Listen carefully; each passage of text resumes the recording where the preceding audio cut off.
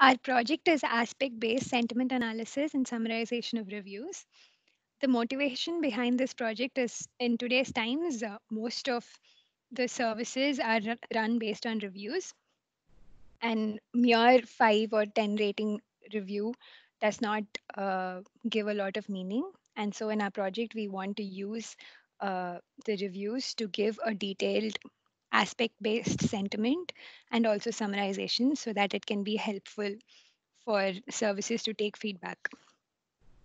Um, Problem definition is that we want to do aspect based sentiment analysis, wherein given a restaurant review, we want to output the sentiment on 5 different aspects, including ambience, food, price, service, and miscellaneous. And the sentiment can be positive, negative, or neutral.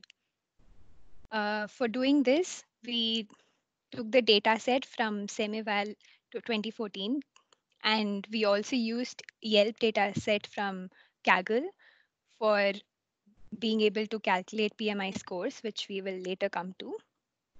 Um, One of the main challenges of doing this project was that the data set is not too large. So as we require label data set, this is a problem because labeling such data sets is not scalable. And we also see that um, the reviews are not trivial, like they can be convoluted. For example, definitely not a restaurant to skip. This is not something easy to understand without a context, because skip here is intended in a positive way. And also because our understanding of neural networks is limited, um, we found that also as a challenge to come up with the right architecture. The approaches we used is for aspect detection, we trained 5 logistic regression classifiers using hinge loss and SGD. The features we used for doing this is mainly TF-IDF, term frequency inverse document frequency, which gives the importance of the n-gram in regards to the documents. And the other feature we used is pointwise mutual information. Uh, we learned about this feature in a paper, which talked about how we can find the aspect importance uh, by estimating how many times a word occurs in the context of food versus how many times it does not occur in context of food. Um, so the results we got for aspect detection, the training is very good as expected, but the test is not great.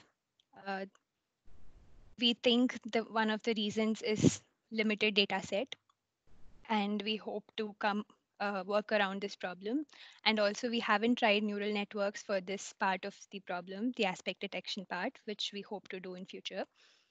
Uh, the second part of the problem is sentiment analysis per aspect. We again train linear classifiers for this using different features. The features include TF-IDF, PMI, log count ratio, TF-IDF in the negated context. In negated context, TF-IDF means like, suppose we have the sentence, not even the pizza was good.